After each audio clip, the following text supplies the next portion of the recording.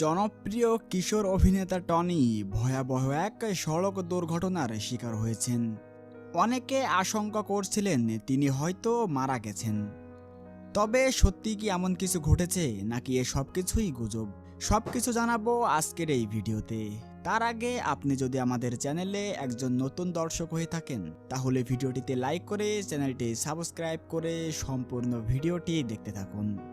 আসল সত্য, আমাদের রিপোর্টিং টিম নিশ্চিত করেছেন যে টনি সত্যিই একটি সড়ক দুর্ঘটনার শিকার হয়েছেন।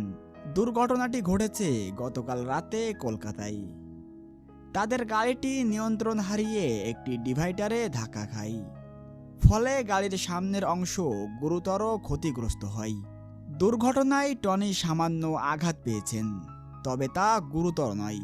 দ্রুত তাকে নিকটবর্তী হাসপাতালে নেওয়া হয়, যেখানে প্রাথমিক চিকিৎসার পর তিনি সুস্থ আছেন বলে জানানো হয়।